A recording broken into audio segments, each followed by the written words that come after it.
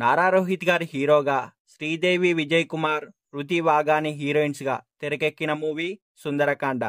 ఈ మూవీ యొక్క run time వచ్చేసి 2 hours 50 minutesగా ఉంది. మూవీ ఎలా ఉంది అంటే బాగుంది. ఈ మూవీ వినాయక చవితి సందర్భంగా ఈ రోజే రిలీజ్ కావడం జరిగింది థియేటర్లో.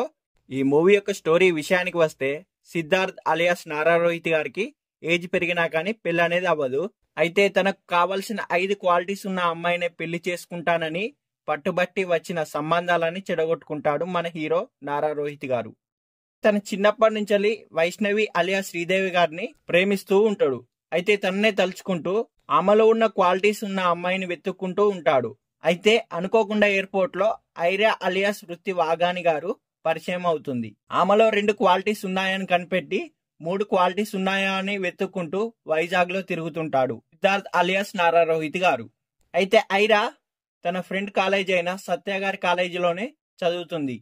ఏజ్ ఎక్కువ ఉన్నా గానీ తాను అనుకున్న 5 క్వాలిటీస్ ఐరాలో ఉండటంతో ప్రపోజ్ చేస్తాడు.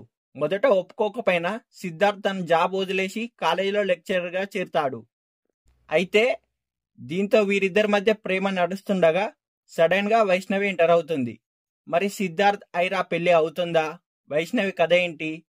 వైష్ణవి ఐరా మధ్య సంబంధం ఏంటి? ఐరా కోసం సిద్ధార్థ్ ఏం చేశాడు? సిద్ధార్థ్ అక్క అలియాస్ వాసుకి ఎలాంటి హెల్ప్ చేసింది అనేది తెలియాలంటే మనం మూవీ చూడాల్సిందే. ఈ మూవీ యొక్క స్టోరీ విశ్లేషణ విషయానికి వస్తే, ఇటీవల అన్ని యాక్షన్ అండ్ సస్పెన్స్ సినిమాలే ఎక్కువగా వస్తున్నాయి.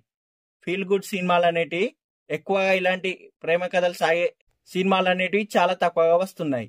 సుందరకాండ సినిమా కూడా అలాంటి ప్రేమ కథే. ఫస్ట్ హాఫ్ అంతా క్వాలిటీస్ పట్టుకొని హీరో అమ్మాయిల్ని వెతుక్కోవడం, వైష్ణవి ఫ్లాష్ బ్యాక్, ఐరాతో పరిచయం, ప్రేమతో సాగుతుంది.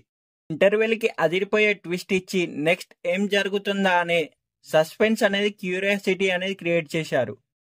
ఇక సెకండ్ హాఫ్ అంతా సిద్ధార్థ్ అండ్ ఐరా పెళ్లి జరుగుతుందా లేదా, మధ్యలో వైష్ణవి ఏం చేస్తుంది అని ప్రతి సీన్ ఇంట్రెస్టింగ్ గానే సాగుతుంది.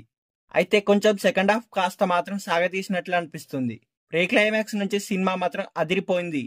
ముఖ్యంగా ఈ సినిమాలో కామెడీ అనేది బాగా వర్కౌట్ అయ్యింది. సత్య గారి కామెడీ సీన్స్ బాగా ప్లస్ అయ్యాయి ఈ మూవీకి. ఎమోషనల్ సీన్స్ కూడా బాగా వర్కౌట్ అయ్యాయి. అయితే నారా రోహిత్ గారు మాత్రం చాలా రోజుల తర్వాత మంచి లవ్ స్టోరీతో వచ్చారు.